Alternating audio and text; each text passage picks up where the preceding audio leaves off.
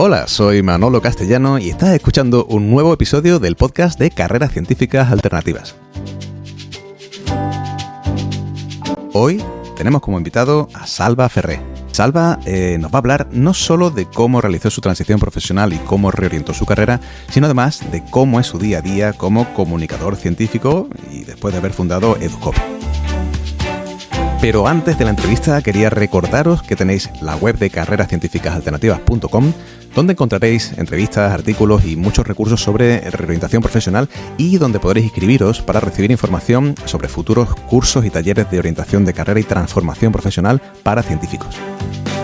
¿Quieres escuchar ahora un ejemplo de transición profesional? Aquí tenéis un nuevo ejemplo de carrera científica alternativa. Ahora, Salva, ¿cómo estamos? Mil gracias por estar hoy en el programa. Muchas gracias a ti por invitarme.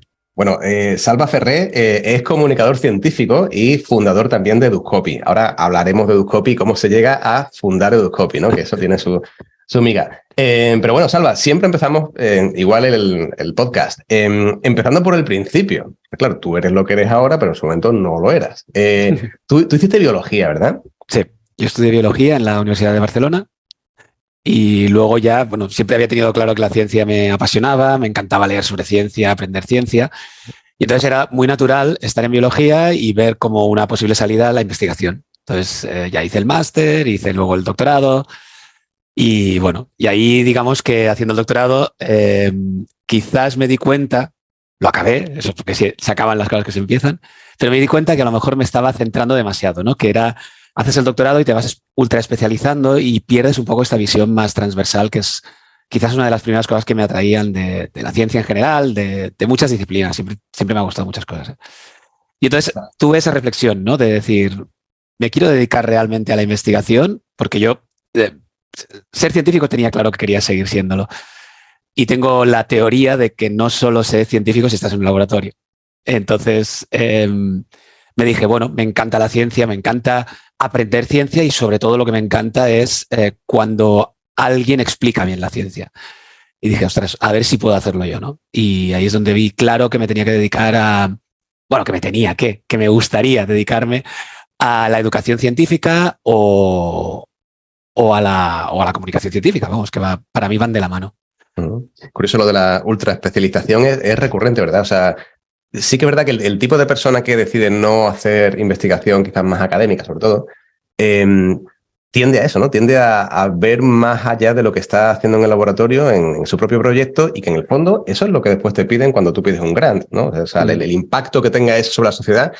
Pero oye, el día a día es tan ultra específico, ¿verdad? Que no sé si al final permanecen en el mundo académico los que realmente son capaces de centrarse en una cosa muy concreta y no llegan a cansarse jamás, o si realmente hay un poco de todo. Pero estoy contigo, o sea, lo de buscar algo fuera creo que es típico de todos los científicos que dejan el mundo académico. Sí, yo también me pregunto a veces si fue una visión de estar haciendo el doctorado. Tengo la sensación de que puedes seguir el camino de la investigación también teniendo esta mirada más amplia e incluso pienso que es bueno tenerlo, ¿no? De intentar estar al día de todas las disciplinas, no solo del tuyo. Lo que pasa es que cuando estás con el doctorado estás muy, muy, muy, muy focalizado. No sé si cuando haces el postdoc, porque nunca hice ese paso, puedes llegar a mirar otras disciplinas y todo eso, pero yo creo que te enriquece en cualquier ámbito de eso. Pero haciendo el doctorado, que a lo mejor viéndolo con distancia, pienso, me imaginé que estaría aquí toda la vida, centrándome en cosas muy concretas y a lo mejor no es así, a lo mejor puedes tener una visión más amplia y no lo sé, nunca lo sabré. Claro, al revés también igual. A lo mejor un investigador que lleve ya 30 años investigando dirá, joder, Salva está aquí todo el día editando con los libros, siempre igual haciendo lo mismo, ¿no? Exacto.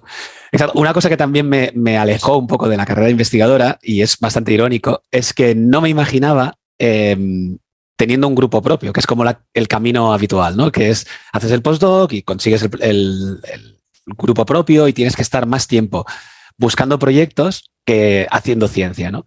Y la ironía es que ahora básicamente hago eso. O sea, básicamente tengo un grupo de personas y busco proyectos para mantener la empresa y todo eso. O sea que la ironía me ha devuelto la jugada. Si uno decide ser jefe, ¿no? Con lo que eso pueda significar, ¿no? Eso trae consigo una carga, un peso para bien y para mal, ¿no?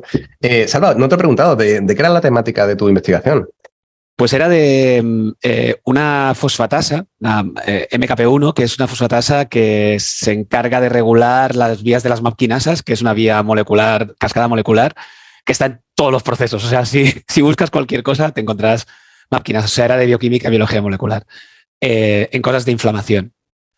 Muy bien. Entonces estábamos buscando ahí si eso servía como interruptor entre los efectos buenos y malos, por decirlo así, secundarios, de las dexametasona, que es un antiinflamatorio muy potente. Vale. Oye, ¿sigues actualizado de qué es lo que pasa con las maquinasas? Es que es muy difícil seguir este mundo porque hay muchas y están en muchos procesos. Sí que lo intenté estar los primeros años, pero al final tengo que reconocer que me he desvinculado un poco de esta línea. Muy bien. Salva, cuéntanos un poco por dónde empiezas. Cuando decides dejar el doctorado, estamos hablando del 2007, sí. Y venga, voy a hacer algo, me gusta la comunicación, la divulgación, la educación, ¿qué haces? Yo tenía muy claro que lo que me gusta también es enseñar, ¿vale? Siempre, pues, aparte de lo que hacía, aparte de leer, que siempre ha sido como una de mis pasiones, ¿no? Me fascinaba la gente que explicaba bien, tanto profesores o profesoras que he tenido que me flipaban cuando me explicaban algo y lo entendía, libros, series, bueno, Cosmos es el referente de mucha gente que nos dedicamos a esto y tenemos una cierta edad. Y entonces eso me fascinaba, ¿no? Y decía, ostras, me encantaría ser esa figura que de alguna manera le cambia a una persona la manera de ver un concepto o le provoca ese eureka o esas ganas de aprender, ¿no? Entonces yo tenía como muy claro que quería ser profe, ¿vale? Entonces hice el máster del profesorado. Pero claro, luego hice las prácticas, me fueron muy bien, pero sí que logré que me contrataran en un cole. O sea, yo fui profesor de secundaria, muy poco tiempo, y ese poco tiempo me sirvió para darme cuenta que realmente ahí no iba a ser profe, sino más bien policía, no sé cómo decirlo. También la experiencia fue particular y bastante chunga de lo que me pasó esos días allí, ¿no? Pero bueno, vi claro que me encanta porque he sido profesor, o sea, entrenador durante 15 años, fui entrenador de básquet, o sea, que el contacto con jóvenes estaba al día y lo llevaba a la mano, ¿no? O sea, creo que se me daba bien.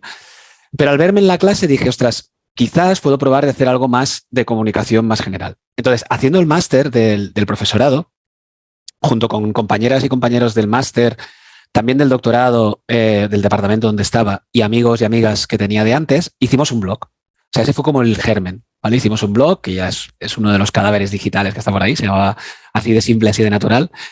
Y la idea era, éramos 7 y cada uno hacía una entrada semanal, con lo cual era un blog diario. Era una manera de distribuir nuestro trabajo. ¿Por qué un blog? Porque pensé que era una manera de probar diferentes cosas. Primero, si me gustaba hacerlo. ¿Por qué? Porque si no te gusta, se convierte en una carga. En cambio, si lo haces por pasión o porque te gusta, me daría cuenta de que eso sí, me atraía, ¿no? Y fue así. Luego me serviría también para probar si lo que yo escribía, que poca gente leía, gustaba, no gustaba, se aceptaba bien, si más o menos se me daba bien. Yo intuía que sí, siempre me ha gustado escribir y leer muchísimo, pero bueno, quería testearlo, ¿no? Por decirlo así, con esa mentalidad siempre científica. Y bueno, la cosa fue bien. ¿Por qué cuento lo del blog? Porque realmente el blog fue lo que permitió dar el siguiente salto. Porque luego, cuando empecé a buscar sitios donde poder trabajar de esto, le di mi currículum a un chico que estaba en la Universidad de Barcelona, que tenía la revista Omnicélula y que llevaba la revista Eureka, y también había empezado una colección de libros de divulgación científica con la UB, y me contrató como editor de los libros. Porque cuando me dijo aquello de, ¿tú has escrito algo? Le dije, bueno, llevo 2 años escribiendo todos estos artículos. Era como mi portafolio. Bien. Entonces ahí empezó, ahí empecé. O sea, en ese fue mi primer contrato de comunicador, por decirlo así. Salva, mucho hemos empezado comunicando con un blog, ¿no? Y sí que es verdad que el blog, o sea, el mundo del blogueo ha cambiado muchísimo, ¿no? En poco tiempo, en realidad. ¿Cómo ves la posibilidad de comenzar uno como comunicador, incluso para testearse o para ver si hay comunidad detrás, usando un blog a día de hoy? Creo que sigue siendo una herramienta interesante, ¿eh? Sí que ha cambiado. Yo he notado que ha cambiado mucho, sobre todo la extensión de las entradas. O sea, ahora se ha polarizado. Hay blogs que son entradas mucho más cortas o incluso blogs que tienen las dos, ¿eh? o luego ya entradas más grandes y todo eso. Sigue habiendo el estándar, pero bueno, no sé, como todo, se está polarizando, ¿eh? Pero continúo pensando que es un formato, ¿qué es eso? Que te sirve como portafolio, ya no sé si tanto como para posicionarte, aunque también, pero igual que digo blog, porque es lo que yo tenía a mano en esa época, porque también el mundo ha cambiado mucho desde entonces, la gente que empieza ahora con podcasts, con vídeos, con Instagram, con TikToks, es que es igual de válido y de lícito, o sea, es probarte a ti mismo, mostrar a la gente, ver, sobre todo yo lo utilizaba por lo que te he dicho al principio, para ver si no era una carga. Entonces, cuando descubrí que escribir, obligarme a mí mismo, primero semanalmente y luego cuando la gente por compromisos laborales fue abandonando el blog, casi me quedé yo solo al mando y dije, ostras, pues me tengo que esforzar para escribir mucho más, ¿no? Entonces me di cuenta que no era una carga para mí, que lo disfrutaba. Con lo cual dije, bueno, eso de no disfrutar en el trabajo, ¿no? Pues puede ser que eso se convierta en algo bueno. Y de hecho, los primeros años en que estuve editando libros, lo disfruté. Sí que es verdad que no es lo mismo leer por placer que editar un libro que te lo acabas leyendo 15 veces, 20 veces, y hay que fijarse en muchos detalles y todo eso. Es una experiencia, es un trabajo muy diferente del de laboratorio, pero que también tienes que tener algunas herramientas te sirven, ¿eh? Es una cosa que yo creo que había leído en muchos sitios, que cuando haces el doctorado te da muchas habilidades que mucha gente no es consciente y que las puedes reescribir. La verdad.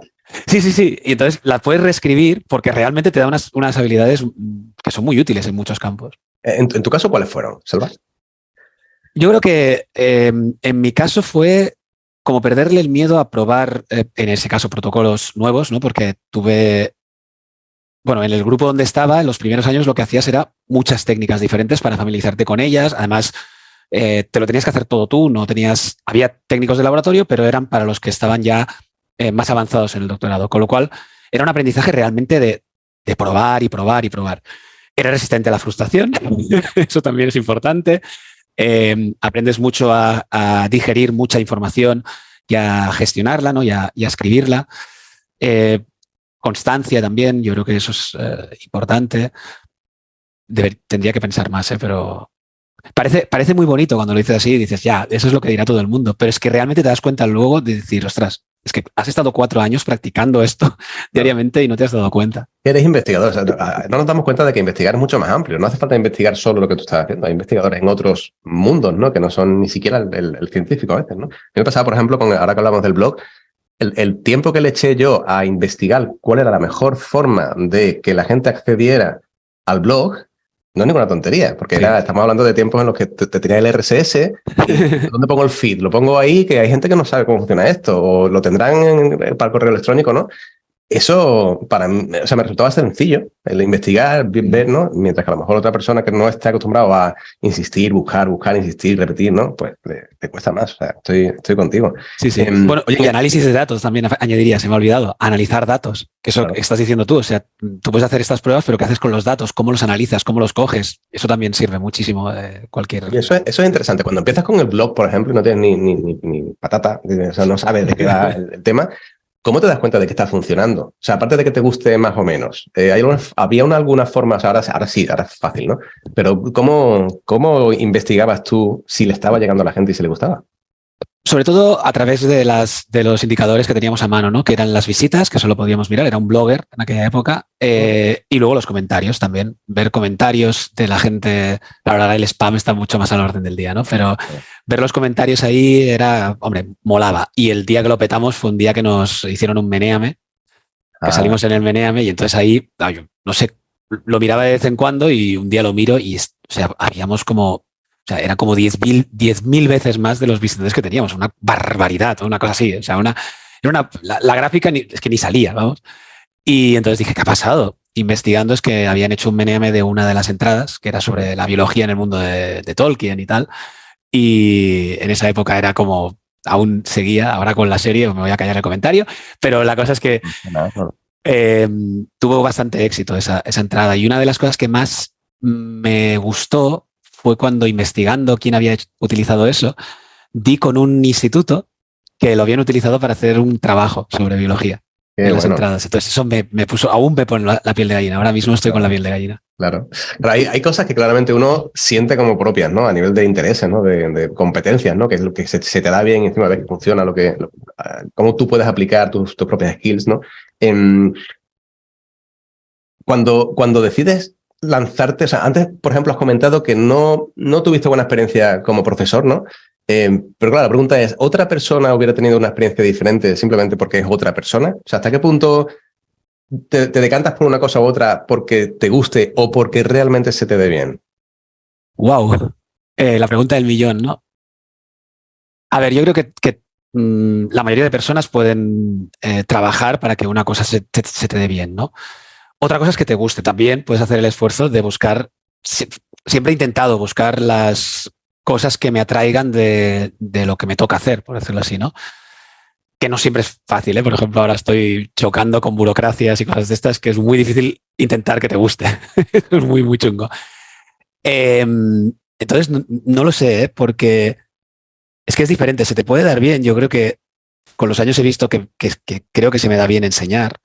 Y de hecho, ahora que estoy en que coordinamos el posgrado en comunicación científica y doy algunas clases, creo que se me dan bien. Bueno, al menos las valoraciones que recibo están bien y los comentarios, ¿no? Pero otra cosa es que te guste lo que estás haciendo en el ambiente en el que estás haciendo, ¿no? Entonces, realmente, yo creo que tengo vocación de profesor, pero darme cuenta de lo que era el aula de secundaria, o sea, lo tenía muy mitificado, por decirlo así. Había tenido profesores y profesoras excelentes y no me daba cuenta que también eran enormes gestores de personalidades, que yo creo que esa es la diferencia, ¿no? Entonces, yo verme ahí delante de 30 personalidades muy fuertes, muy diferentes de adolescentes, es cuando dije, ostras, es que quizás enseñar es una de las partes, pero la gestión emocional, la gestión de las personas que hay allí también es muy, muy importante y me veía como que no sabía lo suficiente y que me tendría que haber formado más en ese sentido, ¿no? Uh-huh. Entonces vi el otro camino también, coincidió en el tiempo, ¿eh? O sea, cuando se me acabó el tiempo que estuve en el instituto, entonces se abrió la oportunidad del otro y de manera como natural ya fui encabalgando ya cosas. Te da humildad, ¿verdad? Pasar por eso. En tu caso, ¿cómo te empezaste a enganchar al mundo de la edición, de las editoriales, de la comunicación en general, por cuenta ajena? Claro, siempre he sido contratado hasta que hice Eduscopy, ¿eh? O sea, nunca fui autónomo en ese sentido. Entonces, tuve la suerte de eso, que me contrató esta persona para llevar la colección junto con otra chica de divulgación de la UB. Editamos no me acuerdo si fueron 4 libros, creo. Y ya se encabalgó con otras cosas. Colaboraba con la revista Eureka, que era una revista gratuita para adolescentes. Y entonces esta persona tuvo otro proyecto más grande, consiguió la financiación y abrió una editorial de libros de texto digitales, ¿vale? Y entonces esta empresa era de él, o sea, yo era empleado, efectivamente, pero fui de los primeros fichajes, por decirlo así. Y entonces ahí ya entré en ese mundo de la editorial de libros de texto que conjugaba las dos pasiones, ¿no? Que era escribir y editar con enseñar, además a nivel de instituto, de finales de primaria. O sea que me parecía súper atractivo. Y bueno, y ahí empezó unos años muy, muy intensos, por decirlo así, porque era un grupo que éramos a lo mejor al principio 6 o 7 personas. Entonces la financiación fue creciendo porque tenía cierto, no sé si llamarle éxito, pero era innovador y coincidió con algunos cambios. Y entonces eran libros totalmente digitales. Y creo que pasamos, estoy diciendo de memoria, pues los números exactos no los tengo, pero creo que el siguiente año éramos unos 25, el siguiente año a lo mejor ya éramos 75 en la editorial, o sea que fue creciendo muy grande y pasamos de escritores editores a... Yo acabé siendo el coordinador editorial de casi 80 personas en 3 años. O sea que fue realmente intenso. Un momento muy bueno, ¿no? de la edición digital. Que, no sé, ¿de qué año estamos hablando? Pues eso me ficharon en el 2008, quizás, 2007-2008. Y nada, es que estamos hablando de que en el 2011 ya éramos mucha gente entre los diferentes departamentos, ¿no? En editorial, te digo, éramos como, no sé, 70, 80, no sé, lo digo de memoria, pero era una barbaridad. Porque hacíamos todas las asignaturas a la vez, teníamos en plantilla todo el mundo, escritores, editores, maquetadores, dibujantes, animadores 3D, programadores, lingüistas. Entonces también la manera de funcionar, como nadie teníamos experiencia en organizar ni llevar gestión, era muy atípica. Luego lo hemos visto, que era muy eficiente. En nuestra percepción era que no lo éramos, nada. Pero luego hablando con otras editoriales, o incluso trabajando para otras editoriales, he visto que tampoco lo hacíamos tan mal. Que mira, las cosas estas intuitivas que íbamos haciendo y la manera de funcionar más integrativa, creo, funcionó bien. ¿Tu papel ahí exactamente cuál era? ¿O a ver, cambió con el tiempo? Cambió con el tiempo. Yo al principio empecé escribiendo y editando. Lo de escribir intenté nunca dejarlo, pero por alguna razón acabé siendo primero jefe editorial, por decirlo así, de diferentes asignaturas, ¿no? Porque como llevaba más tiempo, aunque eran meses, pero bueno, como llevaba más tiempo y conocía cómo iban las cosas, pues ayudaba a los equipos como a entender el modelo y a ponernos ahí, bueno, o intentaba ayudar. Y entonces fue como creciendo y acabé siendo coordinador editorial, o sea, de los que estábamos arriba, viendo cómo podíamos optimizar esos procesos, pero siempre me gustaba tener las manos en la masa, por decirlo así. Entonces siempre me reservaba algún tema para escribirlo yo o alguna cosa así, porque no quería abandonar ese. Entonces yo qué sé, pues cuando se empezó con la parte de vídeos experimentales, pues con otro compañero abrimos esa línea y hicimos los vídeos experimentales. O sea, también me gustaba probar cosas. Muy bien. Claro, o sea, ahí está también la sangre investigadora, ¿no? Que te empujan ahí tú el primero a lánzate y investigalo. Oye, una pregunta que es tonta, pero no es tan tonta. ¿Qué significa ser editor? ¿Qué significa editar? Bueno, editar es revisar, por decirlo así, lo que te entrega otra persona, ¿no? O otras personas, porque dependiendo de la naturaleza de lo que estás editando, pues tienes que fijarte también en los dibujos y tal y cual, ¿no? Entonces, depende de lo que quieras, hasta donde quieras llegar, digamos. Siempre puedes editar más de la cuenta, por decirlo así, pero respetando la voz de autor o autora, ¿no? Tienes que fijarte en muchas cosas, muchas cosas. Tienes que fijarte en que todo te cuadre a nivel estilístico, tienes que fijarte que esté bien explicado. Hay nosotros al final teníamos como una especie de manual interno de, fijarte en que cada frase tenga sentido, cada párrafo tenga sentido, que todo tenga una línea. Dependiendo si es educativo o narrativo o divulgativo, pues te fijas en ciertas cosas, ¿no? Es un arte, es una artesanía, diría yo. Y es una cosa interesante, sí, sí. Oye, y a nivel de formación, ¿qué tipo de personas llegan a ser editores?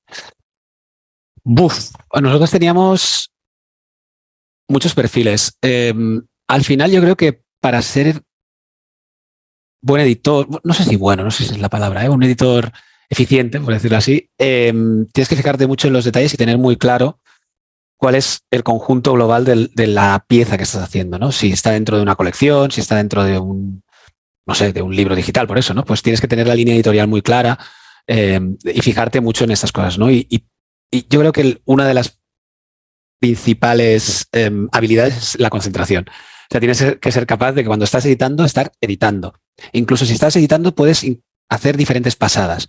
Voy a hacer primero una edición narrativa, luego voy a leérmelo otra vez y voy a hacer una edición no sé cómo decirle, pero más lingüística, aunque luego vendrán correctores y correctoras, pero tienes que ser capaz de mirarte eso que estás haciendo y decir, vale, lo voy a dejar lo mejor que pueda. También siempre se añade el corolario con el tiempo de que dispongo, ¿vale? Porque eso es otra de las cosas que me costó mucho aprender, ¿no? Que es buscar la excelencia, sí, pero siempre tienes que ser consciente del tiempo que tienes. Entonces es siempre buscar lo mejor que puedes con el tiempo que tienes. Porque si no, es que, la excelencia nunca vas a llegar a ella, ¿no? Eso es lo que pasa con las correcciones de la tesis. No, calla.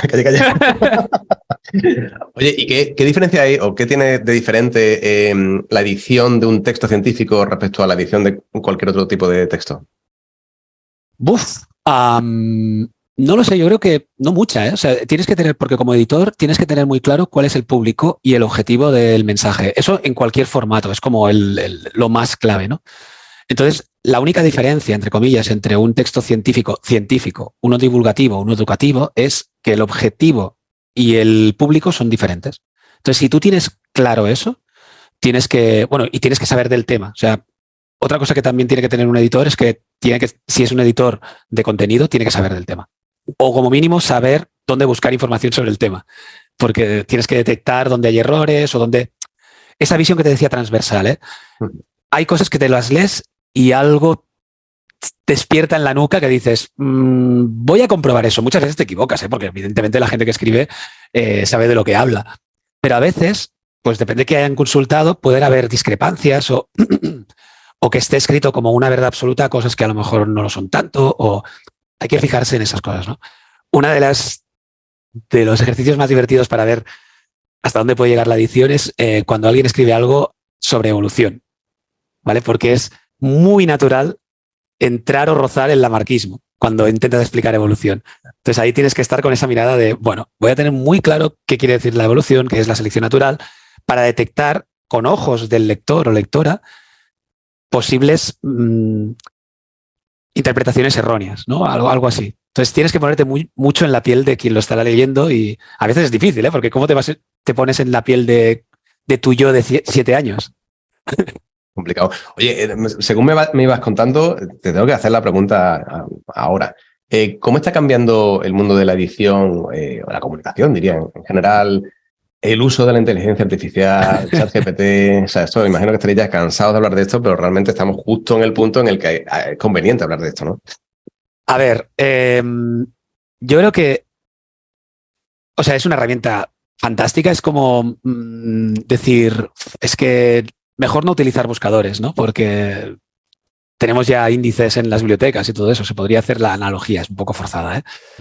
Yo creo que la inteligencia artificial está bien utilizarla, pero hay que tener unas habilidades no distintas, pero sí que tienes que poner en valor unas habilidades por encima de otras, ¿no? Por ejemplo, es curioso, ¿no? Que para leer los textos de inteligencia artificial, sobre todo cuando son científicos, esta mirada crítica que te decía justo ahora, de decir algo no me cuadra, tienes que tenerla aún más activada, ¿vale? Porque de momento aún falla bastante en este sentido. Falla bastante, por lo que nosotros hemos hecho pruebas, hemos probado de que escribiera algún texto, a ver qué tal, y que nos buscase la información. Y lo que hemos encontrado es que funciona bien la colaboración entre diferentes inteligencias artificiales. Hay algunas que son más científicas, que buscan mejor en literatura científica, y otras que son mejor redactando, con lo cual hacemos ese juego, ¿no? Y no se ha publicado, pero hice un artículo probando eso, ¿no? De voy a buscar una información que sé que no existe, a ver qué me da, dónde encuentra la información, una, otra, y entonces vi que había una que iba mejor para eso, para buscar la información, otra que la redactaba mejor, pero tienes que estar con el sentido crítico muy alerta. Vale. Oye, cuando pasen muchos años y al final esto evolucione y lo hagan bien, o sea, realmente sea casi o indistinguible, ¿no? Realmente lo que puede aportar una máquina y lo que puede aportar una persona, ¿cómo va a evolucionar la labor o el día a día o incluso las propias competencias que necesitas poner en práctica siendo editor o siendo comunicador? ¡Wow! No lo sé. No, podemos pensar que no va a cambiar nada, pero... No, cambiará. Sí, ¿no? Se lo podemos preguntar a ChatGPT, ¿no? A ver qué viene.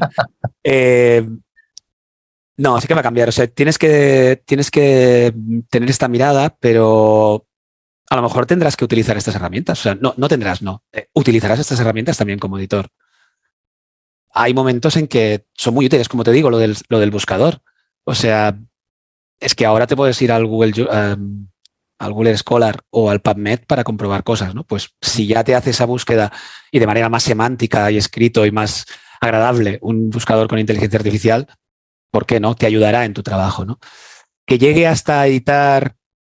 Claro, una cosa que parece más complicada, pero no lo es tanto, es lo de copiar el estilo de gente, ¿no? Entonces, si tú le das las directrices, lo que te decía de las colecciones, ¿no? Es que tú seguramente podrás darle un texto y decir, arréglamelo para que siga estas directrices. Eso ha pasado con inteligencias artificiales más de música, ¿no? Que hay, y se hace bastante ya, que había un programa que tú le dabas una secuencia de acordes y le decías, hazme una progresión, una improvisación al estilo de Bill Evans o al estilo de John Coltrane. Y entonces había cosas que decías, bueno, esto no suena mucho, pero en general era como, madre mía, ¿cómo puede ser esto? Claro. Porque es una pasada. Salva, vámonos al 2014. ¿Qué pasa en ese año? A ver, te comentaba que la empresa esta iba creciendo, ¿vale? La editorial de libros de texto iba creciendo, creció tanto que le pasó lo que le pasa a muchas startups. Que de hecho, que es lo que dice mucha gente, que para eso haces una startup, ¿no? Que es que le compró una empresa grande. Entonces, de este gran volumen de gente que éramos, empezaron a recortar plantilla y nos volvimos a quedar 8. O sea, imagínate, el retroceso en 2 años. Y aparte, hicieron muchas injerencias en la manera de trabajar. Una de las potencias que teníamos era precisamente nuestra manera de trabajar, que nosotros entendíamos que había momentos de pico de trabajo y momentos que no eran picos de trabajo. Cuando trabajas para editoriales de libros de texto, normalmente hacia marzo o abril hay un pico de trabajo brutal, porque claro, los comerciales tienen que empezar a vender los libros, con lo cual tienen que estar acabados antes, etc. Pero claro, eso quiere decir que cuando están vendiendo los libros o en junio o julio, pues el trabajo ya no es tanto. Entonces nosotros, como coordinadores o directores editoriales, compensábamos eso. O sea, había como más libertad y trabajamos de una manera más conjunta y, bueno, intentábamos como mínimo. Y entonces la empresa que lo compró tenía otra visión claramente de cómo es una empresa, entonces nos fueron reduciendo y como acotando mucho lo que teníamos que hacer. También coincide con que, bueno, que nace mi primer hijo y de mi socio también, él también había tenido uno, y te replanteas cosas y entonces la flexibilidad horaria empieza a ser una cosa mucho más interesante en tu horizonte, ¿no? Para pasar más tiempo con tu familia. Y bueno, entre una cosa y la otra, el ambiente de la empresa aquella era rara y entonces dijimos, venga, nos lanzamos, ¿vale? Y decidimos fundar Eduscopy, que es eso, ¿no? Con Tony. Y bueno, ya hasta aquí. Pues ahora es cuando empieza la entrevista, Salva. ¿Cómo se monta esto? ¿Por dónde empieza? No, yo qué sé. Se empieza siendo un poco inocente o incauto, porque no sabes dónde te metes. Eso es lo primero, ¿vale? De hecho, ahora me estoy leyendo un libro que es muy interesante que se llama El mito del emprendedor de Gerber. Me lo he leído ya. Y si me lo llega a leer el 2014, a lo mejor no hago la empresa, ya te lo digo. Pero bueno, decidimos hacerlo por eso, porque de hecho nos planteamos ser autónomos y vender nuestros servicios porque creíamos que había ciertas cosas que hacíamos bien y que teníamos ya mucha experiencia. Aunque fuese en poco tiempo, habíamos acumulado mucha experiencia en muchas cosas, ¿no? Y entonces, los dos, bueno, Tony ha escrito libros de divulgación científica también y nos encantaba la divulgación científica. Pero a nivel de estrategia de empresa, por decirlo así, la idea era empezar por lo que laboralmente teníamos más por la mano, que era la edición de libros de texto, ¿no? Entonces, convertirnos en proveedores de otras editoriales de libros de texto, ¿vale? Ya que sabemos hacer esto, pues vamos a hacer esto. Y en los 3 años siguientes, durante los 3 años, ganar suficiente dinero, por decirlo así, para poder pivotar y en esos 3 años ir haciendo contactos para ir hacia la comunicación científica, ¿vale? ¿Qué es lo que pasó? Sí, podíamos trabajar con editoriales de libros de texto, de hecho trabajamos con algunas de ellas, pero de manera muy natural, en los primeros contactos que hicimos sobre comunicación científica ya conseguimos diferentes proyectos, con lo cual en 1 año ya habíamos hecho el pivote que queríamos hacer en 3 años, ¿vale? Y entonces casi en 1 año ya abandonamos todo lo que eran libros de texto y nos dedicamos a la comunicación científica, ¿no? Que de hecho me acuerdo, hay una anécdota que me encanta, que es que estábamos buscando pues ya una oficina, ¿no? Porque hubo un momento que ya nos planteamos pues contratar a alguien más, porque al principio queríamos ser autónomos los dos, pero bajo un paraguas como empresarial, porque daba más empaque, ¿vale? Al principio era esa la idea, ¿eh? Entonces cuando ya empezamos a pensar, ostras, si contratamos a alguien necesitaríamos una oficina, porque teletrabajábamos siempre, ¿eh? Nosotros. Y me acuerdo que en una oficina cuando nos dijeron, y bueno, ¿y de qué es la empresa? ¿No? Y dijimos, bueno, de divulgación, comunicación científica. La chica nos miró así y nos dijo, pero entonces trabajáis en inglés, ¿no? Para afuera. Digo, no, estamos trabajando aquí. Dice, ¿y de eso se vive? Digo, bueno, se intenta. Pero me marcó eso de decir, divulgación científica para afuera, ¿no? Lo de que inventen los otros un poco. Y me hizo gracia porque realmente no se planteaba hace esos, en el 2014-2015, realmente yo creo que no se planteaba profesionalizarte en ese sector. Claro. Bueno, incluso hoy en día no sé si ha cambiado mucho la perspectiva, ¿no? Pero realmente a nivel privado, ¿tú dirías que hay muchas salidas como divulgador científico? Como divulgador per se, no lo sé. Yo creo que son más iniciativas personales, por decirlo así. Como comunicador, sí. Cuando hablamos de comunicación científica aquí en Eduscopy, englobamos diferentes cosas, ¿eh? Sobre todo 4 ramas, que son la comunicación institucional, la divulgación, la educación y la transferencia. Entonces, ahí sí que, si entiendes la comunicación como este paraguas, por decirlo así, yo creo que sí que hay más salidas profesionales. Y lo que estamos viendo es que ha habido un cambio, no sé si hemos contribuido nosotros a ello, en la percepción de que la comunicación científica puede ser, debe ser y es una profesión. Profesionalizar la comunicación y divulgación, ¿no? Que hasta ahora lo teníamos muy integrado, que era una cosa de gente muy motivada, o sea, como que lo hacías a más de otras cosas, ¿no? Pues te puedes dedicar profesionalmente a eso. Y de hecho, leyendo artículos y todo eso, había un artículo muy interesante sobre la evolución de la divulgación científica, de la comunicación científica, perdón, en Australia. Y ellos identifican 5 etapas, ¿no? Que es la etapa naturalista, por decirlo así, que es la primera. Luego la comunicación científica es importante porque la ciencia es la base de la economía de un país, que eso está muy guay. Eso es a partir de Eisenhower. La 3 era la amateur. Ahora me estoy perdiendo. Bueno, la 5ª era la profesionalización, ¿vale? No me acuerdo cuáles eran las otras. Se llama 5 Stages of Science Communication. Y es muy interesante porque te marca este modelo, ¿no? Es decir, ¿dónde estamos nosotros? Bueno, hay una apuesta clara, por ejemplo, por la divulgación y la comunicación en medios públicos. Pues hay que hacerse esa pregunta. En otros países sí. Hay empresas o profesionales que se dedican 100% a esto y tal. Se empieza a ver. En muchas convocatorias europeas también se da mucho valor a esto. O sea que hay esta percepción, yo creo que está cambiando. Yo creo que lo puedo enlazar con lo que has comentado antes, ¿no? De cómo se aproxima uno a esto, ¿no? Sin saber exactamente cuánto de rápido vas a poder ganarte la vida trabajando tú solo, ¿no? Tú tienes la opción de trabajar como freelance o incluso asociarte con un compañero y tal, bien. Tener incluso a lo mejor una marca, ¿no? Propia, una marca comercial, ¿no? Pero vosotros muy pronto dijisteis, no, vamos al modelo más de agencia, ¿no? Esto va a ser un poco diferente. ¿Qué es lo que marca el decidir el camino más autónomo, freelance, consultor, o decir, no, desde el principio quiero crear algo que va a ser un poquito más amplio que esto? Voy a crear una agencia. En nuestro caso fue de manera muy natural, o sea, nos hemos ido encontrando con estas decisiones y hemos ido actuando un poco como hemos visto con la información que teníamos. Siempre hemos intentado lo que decías tú de la mirada científica, de ver, hacer números, ver indicadores y todo eso. Entonces, en nuestro caso fue que fuimos cogiendo proyectos que se nos escapaban de nuestras 4 manos, por decirlo así, y dijimos, bueno, pues vamos a contratar a personas, ¿no? Además, la primera persona que contratamos aún sigue, es Bea, y nos ayudó muchísimo. Y bueno, es eso, ¿no? De buscar una oficina, fue también otro paso como natural. Pero ya te digo, o sea, que nunca nos planteamos en plan de, bueno, pues esto tiene que crecer. Ha crecido, pero tampoco sé si es lo que yo quería, ¿eh? Visto en perspectiva. O sea, tengo que decir que visto en perspectiva tiene las cosas buenas y las malas, porque tengo, no sé si decir la suerte, es que no sé si llamarle suerte, pero el equipo que tenemos es una pasada, es maravilloso. Y eso lo es todo. O sea, lo es todo en todos los ámbitos, creo yo, ¿eh? Porque, bueno, en investigación, por ejemplo, también es esencial trabajar en un grupo que estés a gusto y que te lleves bien con los compañeros, con todas las estamentos, ¿no? Entonces, bueno, ¿ha sido una buena decisión crecer? No lo sé. Ha sido lo que la inercia nos ha llevado, ¿no? Hemos ido acumulando proyectos cada vez más grandes y más proyectos, con lo cual necesitábamos más manos, formar a más gente. También es verdad que te he comentado antes que teníamos el posgrado de comunicación científica. Esto se ha convertido en una cantera casi, porque tenemos ya trabajando con nosotros, ha pasado mucha gente del posgrado. Pero también, bueno, quieras o no, vas viendo cómo trabajan, el feeling que hay y todo eso. O sea que va muy bien.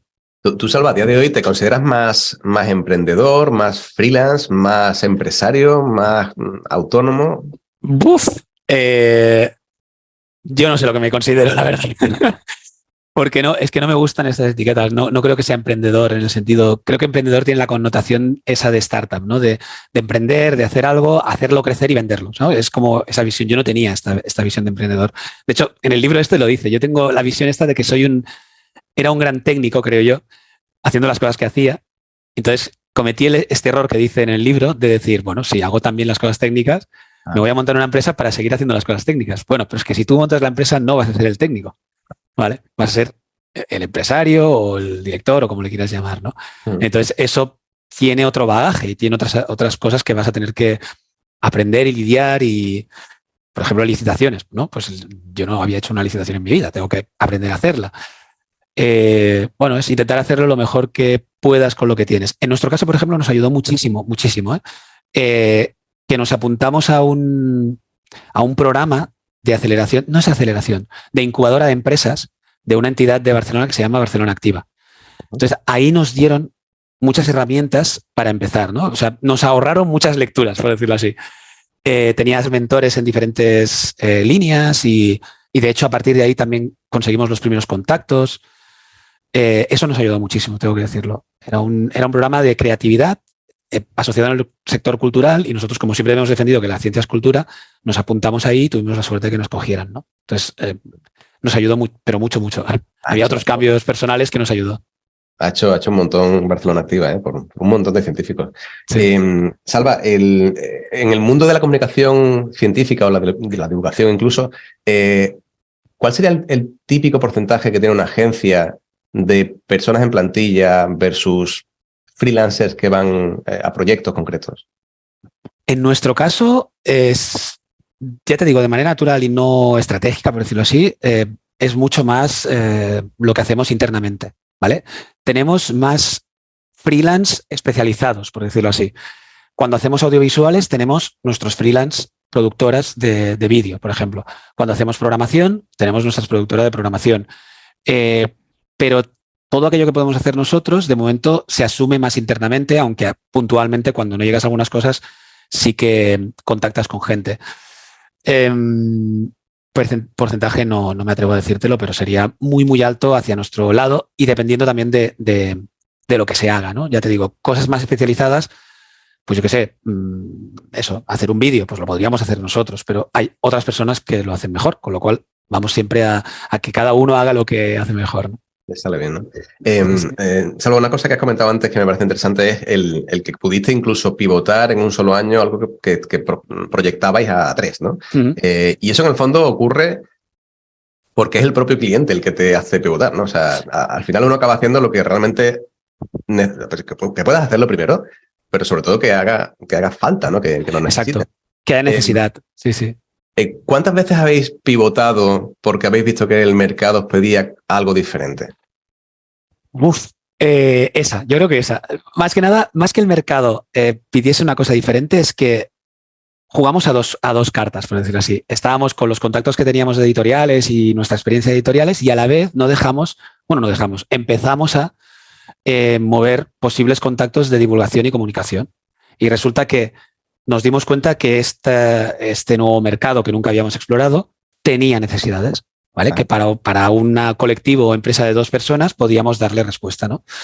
Entonces fuimos, bueno, ahora nos das este proyecto, ahora nos das hay esta posibilidad, mira, podemos hacer esto y poco a poco fuimos ya ganando, poco a poco, que es un año, pero que desde nuestra percepción fue como, ostras, de golpe porrazo dices, ya, pues que la facturación que tenemos, la mayoría ya viene de clientes de comunicación y divulgación, pues si queremos centrarnos, ¿no? Vamos a abandonar. Que eso es otra de los aprendizajes que más me costó al principio de la empresa, que es saber decir que no. Que es muy apetitoso decir que sí a todos los proyectos que te caen, pero tienes que tener la sangre fría, por decirlo así, que aunque el volumen de dinero sea alto, relativamente para lo que tú trabajas, tengas que decir, vale, un momento. Es alto. ¿Qué me están pidiendo? ¿Cuántas horas le dedicaré? ¿Me sale a cuenta? Y si es que no, tienes que decir que no. Claro. Tienes que decir que no. Oye, y hoy por hoy, ¿cuáles son vuestros clientes prototípicos? Centros de investigación, ¿vale? Departamentos de comunicación de centros de investigación, la administración también. Hemos hecho cosas para fundaciones, no tanto empresas privadas, es una cosa que tenemos que plantearnos si exploramos más o menos, ¿no? Y hemos hecho cosas también europeas, con proyectos europeos, agencias externas, ¿no? Y yo creo que otra cosa que también me gusta de este sector, no sé si cambiará o no, es que de momento al menos los que estamos por aquí cerca, los competidores, por decirlo así, no nos vemos como tales. O sea, tenemos contacto con las otras empresas o instituciones y nos pasamos ideas. Oye, podrías hacer esto, te paso esta licitación, no sé qué. O sea, que eso también, en ese sentido, quizás también todos los que yo conozco arrastramos esta manera de funcionar que debería ser de la ciencia, ¿vale? O sea, idílica de la ciencia, que nos quedamos a lo mejor como ya lo abandonamos con el doctorado, nos hemos quedado con esa idea de que podemos colaborar, de que todo el mundo puede aprender, Quizás es muy naif, pero de momento a nosotros nos está funcionando muy bien. Interesante la parte de la competencia, ¿no? ¿Cuándo uno empieza a pensar en la competencia como algo que pueda ayudarte? O sea, ¿qué es lo que tiene que pasar para que te des cuenta de eso? Desde el principio lo vimos así, ¿eh? O sea, no ha sido una cosa que digas, ostras, ha salido esta empresa o me acabo de enterar de esta y, que iba a decir un taco, pero bueno, va a estar aquí compitiendo con los clientes. No, yo creo que es esta manera de pensar nuestra de decir, bueno, a ver cómo podemos colaborar con esta gente, ¿no? De hecho, de la empresa esta que te comentaba, la editorial de libros de texto, salieron 2 empresas que en algunos puntos hacemos cosas similares. Bueno, pues a veces cuando necesitas una ayuda, llamas a la otra empresa, oye, ¿qué tal? Y vamos comentando, ¿no? Oye, necesito que me hagas esto, no sé qué. ¿Conoces a alguien que pueda hacer eso? Eso también funciona muy bien, ¿eh? ¿Conoces a alguna persona que te haya funcionado en este sentido? Sí, pues tal. Entonces, nos vamos hablando. Alba, y por lo que cuentas, no da mucha sensación de que tuvisteis que hacer muchas acciones comerciales para encontrar esos primeros clientes, bueno, o clientes posteriores, o algo así. No mucho. O sea, no sé por qué, o fuimos muy eficientes, pero tampoco teníamos mucha experiencia, bueno, 0 experiencia en comercial y no sé si te damos el perfil de comercial, la verdad. No, fue más, quizás había esa necesidad no encontrada o no satisfecha, ¿no? De decir, oye, pues hay esta gente que hace estas cosas, vamos a probarles, ¿no? No sé, quizás fue eso.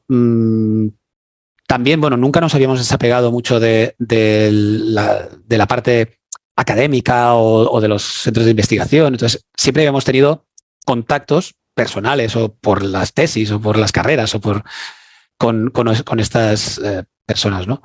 Seguramente también nos ayudó que Tony, mi socio, tenía un libro que había tenido bastante éxito, que era donde el día duerme con los ojos abiertos. Entonces, eso también, bueno, pues te conocían por eso, ¿no? De decir, oye, mira. Bueno. Salva, otra pregunta que me parece interesante. No sé si sois muy de redes sociales, si sois muy de presencia incluso online. ¿Hasta qué punto puede influir o cuánto dinero o tiempo hay que invertir en, no ya en publicidad, sino en estar ahí, pensando no solo en los clientes, sino en los usuarios, ¿no? Que en el fondo son a los que a lo mejor me interesa crearles contenido. ¿Cuántas neuronas le ponéis a esto en comparación con la ejecución de proyectos que hacen falta y hablar con los clientes? Ha ido evolucionando también, sobre todo internamente en mi cabeza, quiero decir. Antes sí que yo creía mucho en lo de, sobre todo si eres autónomo, yo creo que es importante tener esa marca personal, ¿no? Se podría llamar. En nuestro caso, claro, el cliente final para nosotros siguen siendo estas instituciones y las empresas, con lo cual yo no sé, es una cosa que debería evaluar, ¿eh? Yo no sé hasta qué punto la presencia en redes condiciona que te contraten o no, ¿vale? Sí que te pueden servir para demostrar lo que haces o darles el enlace de mira lo que hemos hecho, etcétera, etcétera, ¿no? Obviamente si tienes que llevar redes, que es una parte de nuestro negocio también, te va bien tener unas buenas redes para demostrar que lo sabes hacer bien, básicamente, es el portafolio, ¿eh? En este caso, claro, si te dedicas a llevar redes, tus redes tienen que estar muy bien, porque son tu presentación. O poder decir, llevo estas redes o he llevado estas redes para que puedan comprobar lo que has hecho, ¿no? Yo sí que es muy importante tener eso, el portafolio o ejemplos de lo que has hecho para que otra persona pueda contrastar, ¿no? Ahora mismo yo estoy un poco en apagón digital, por decirlo así, por diferentes motivos y también, o sea, a nivel de salud mental es muy exigente, es muy duro hacer una empresa, no sé si en todos los sectores, sobre todo si no tienes esa mentalidad empresarial, yo creo. Y entonces a nivel de priorizar, por ejemplo, personalmente, pues he hecho este apagón digital, por decirlo así, desde hace un tiempo. Entonces estamos incluso debatiendo dentro de la empresa, ¿seguimos en redes? ¿No? Entonces todas el resto de compañeras me dicen, sí, seguimos en redes. Pero yo estoy en ese punto más radical, ¿no? Entonces, ¿cuánto esfuerzo? Es que es eso, depende si tienes que dedicarte o quieres dedicarte a cosas digitales, lo que creas necesario porque va a ser tu carta de presentación, ¿no? Por ejemplo, si quieres divulgar haciendo microvídeos, pues, oye, dedícale tiempo a TikTok porque va a ser tu ejemplo, ¿no?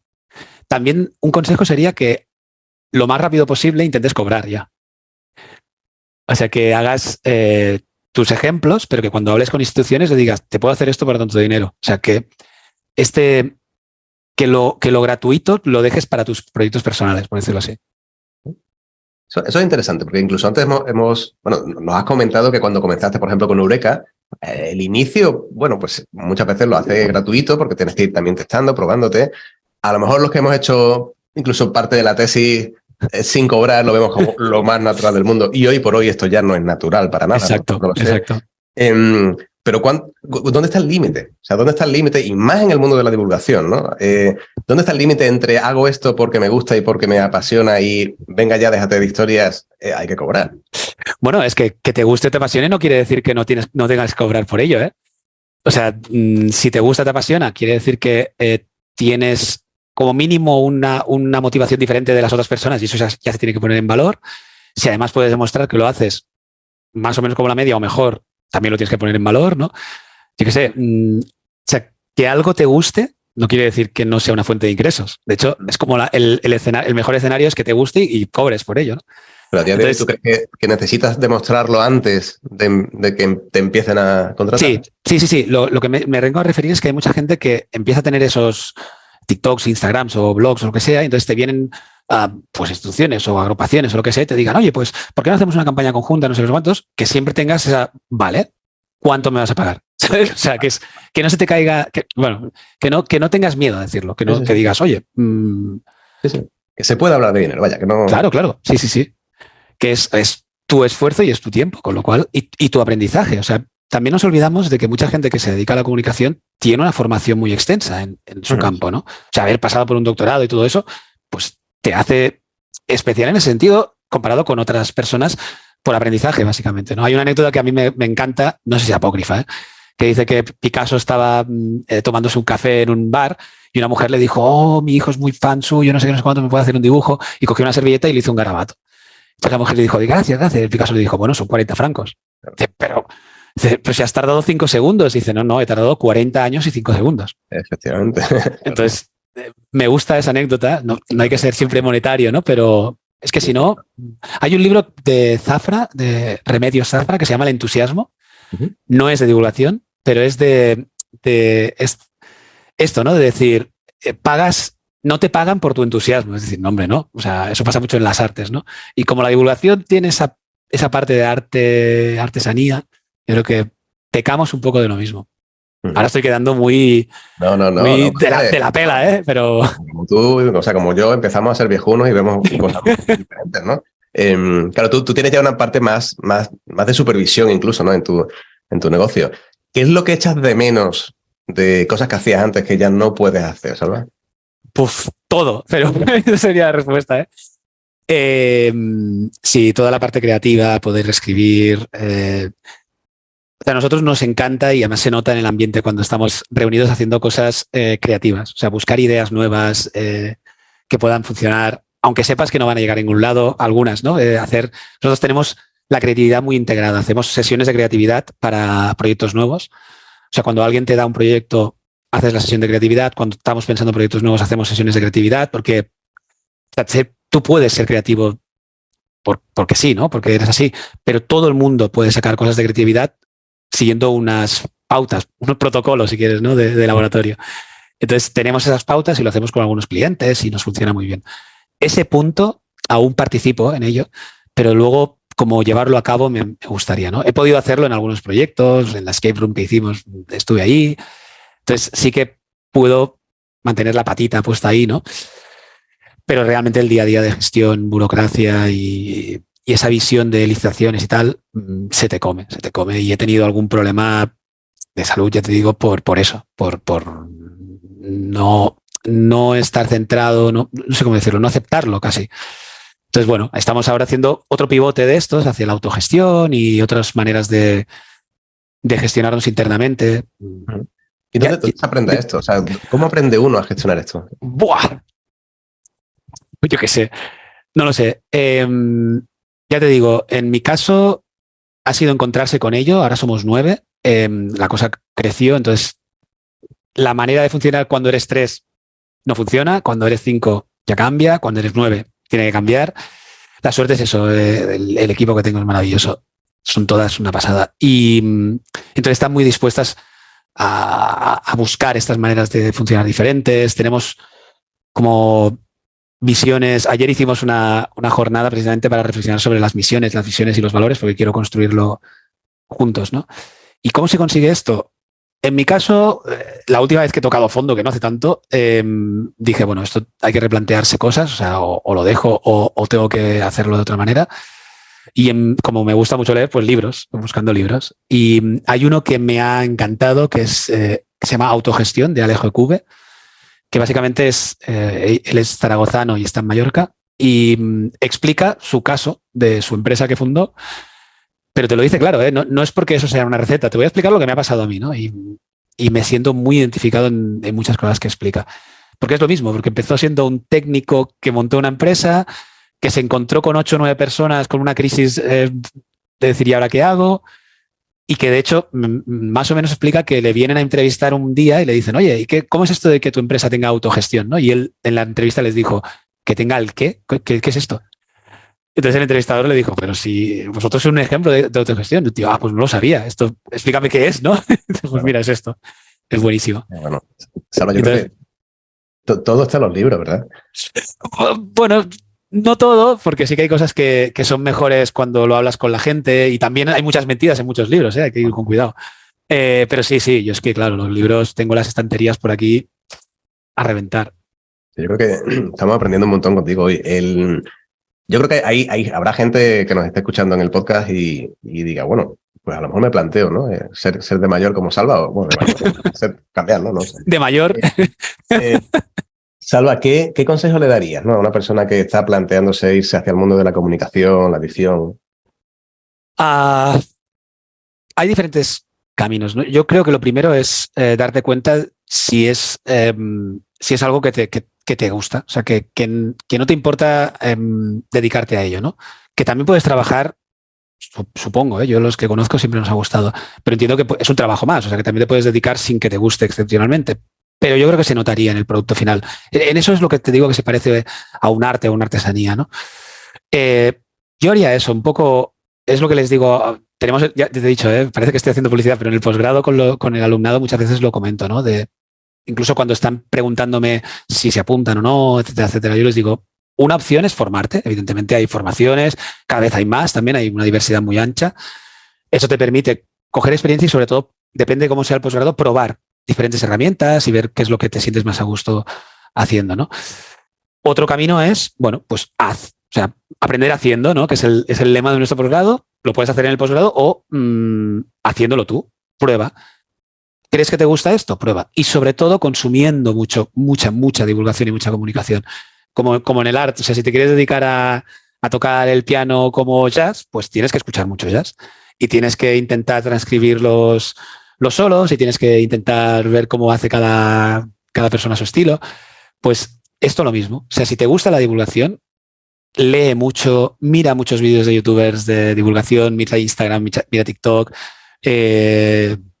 ves a espectáculos de divulgación, mira monólogos de humor y divulgación. Consume mucho porque de manera inconsciente o consciente, si lo quieres hacer analizando, vas a encontrar tu voz, ¿no? Vas a decir, esto me ha gustado mucho cómo lo hace y lo vas a incorporar. Incluso te diría, consume mucha comunicación y mucha divulgación, aunque no sea científica, porque hay personas que estrictamente no hacen comunicación científica, pero son comunicadores increíbles. Ter o Jaime Altozano son ejemplos brutales de comunicación, incluso libros de historia, que Nieves con Costrina, o sea, por Dios, como referente de comunicadora en podcast o escrito, ¿no? Yo creo que es eso, buscar la paleta de referentes y ver que disfrutas de eso, ¿no? Si tienes ese disfrute cuando alguien te explica algo guay y te lo explica de una manera que te atrae, dices, mira, esto me quedo este puntito que ha habido ahí que me ha gustado, o este humor o esta manera de hacer la inflexión de la voz, yo qué sé, pero me quedo con eso, ¿no? Muy bien, pues Salva, ha sido un gustazo entrevistarte. Han salido un montón de cosas, como siempre se me quedan cortas las entrevistas, pero te agradezco mucho tu tiempo y tus sabios consejos. Bueno, no lo sé. No sé, sabios más que nada por lo de, ¿cómo es aquello? Del diablo sabe más por viejo que por diablo, ¿no? Pues yo creo que ya estamos en esa edad. Claro. Y muchas gracias por invitarme y espero que a alguien le interese esto. A ver. Claro. Pues muchísimas gracias, Salva. Nos vemos. Muchas gracias, Adi. Bueno, espero que os haya gustado el episodio de hoy. Sabéis que nos podéis encontrar en redes sociales, en Twitter, LinkedIn, Facebook, Telegram, WhatsApp y YouTube, simplemente buscando Carreras Científicas Alternativas. Tenéis también la web de carrerascientificasalternativas.com, donde encontraréis entrevistas, artículos y muchos recursos sobre reorientación profesional, y donde además podéis inscribiros para recibir información sobre futuros cursos y talleres de orientación de carrera y transformación profesional para científicos. Mil gracias por estar ahí, mil gracias por apoyarnos y por darle fuerza a este nuevo movimiento de profesionales interesados en carreras científicas alternativas. ¿Y alternativas a qué? Bueno, pues alternativas a cualquier trabajo, profesión o carrera en la que ya hayas pensado.